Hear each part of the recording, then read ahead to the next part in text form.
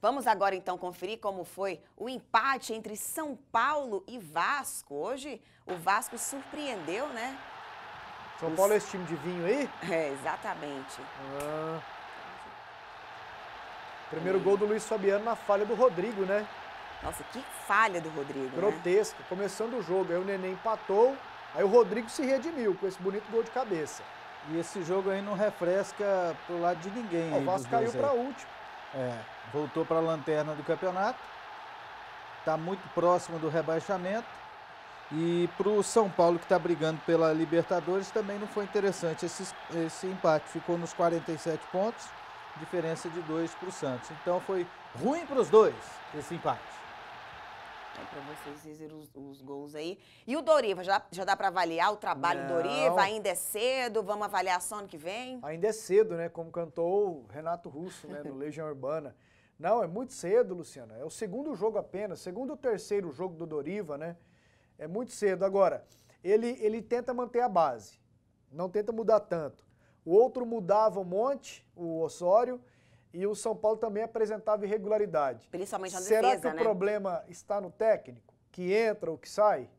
Não. Não está, né? Não está. O problema está na diretoria. O problema está no planejamento feito para a temporada, de perder 8 jogadores no meio da temporada. Agora trocou a diretoria inteira, trocou até de presidente. Então toda essa instabilidade política que o São Paulo vive, na maior crise política da sua história, isso aí acaba refletindo dentro de campo. O time tem qualidade, mas se as coisas estivessem arrumadas lá na Casa São Paulina, com certeza o time estaria na briga. Luciano, me permita aqui uma pergunta para o André, que lê muito, é inteirado, tal, tem fontes. Você acredita nesse rebaixamento do São Paulo por causa do Iago Maidana? Não. Daquele jogador? Não, não. Nos artigos em que o São Paulo foi em curso, não. Você acha que corre risco dele cair? Não, não acredito. Talvez se o Fluminense corresse risco, né?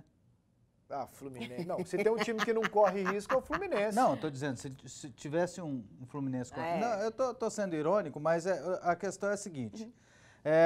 O STJD não tem coragem de rebaixar um time igual o São Paulo. Pois é, mas se aplicassem a regra, deveria. Se fosse a Portuguesa, rebaixava. Se fosse a Chapecoense, rebaixa. Se for o Criciúma, rebaixa. Se for o Atlético Goianiense, rebaixa. Então, é de acordo com o tamanho do time e a importância da camisa. Talvez o justo fosse rebaixar, mas não vai chegar a esse ponto, não. Eu acredito que o São Paulo tem que sofrer as suas penalidades. Talvez o rebaixamento seria uma penalidade muito dura, né? Com as denúncias de desvio de dinheiro, que a polícia entre na parada e prenda quem for culpado. E que o que o São Paulo deve acontecer com o São Paulo é ele ficar proibido de contratar durante um período. Igual o Barcelona?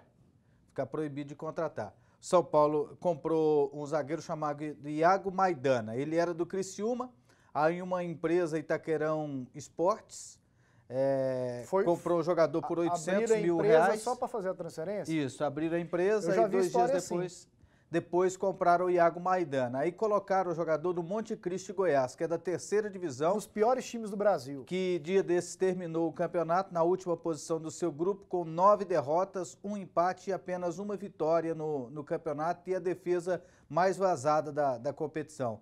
Que só tem jogadores amadores que pagam para jogar. Você sabia que o jogador do Monte Cristo paga para jogar? Essa parte eu não sabia, não. Eles pagam. Jogador que quer se profissionalizar, procura o Monte Cristo e paga uma taxinha. Aí, uns 800 reais, você disputa o campeonato pelo Monte Cristo. Mas aí, alimentação, uniforme, a pessoa conta.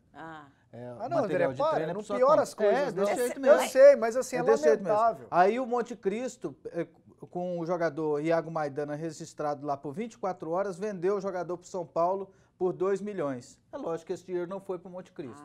Entendi agora. Aí usaram o Monte Cristo para mascarar uma negociação que não poderia ser feita, porque nenhuma pessoa física ou jurídica, só time de futebol que pode ter jogador. Então o Itaquerão Soccer não pode e o empresário também não pode. Então eles usaram o Monte Cristo como uma ponte para mascarar essa negociação. É isso aí.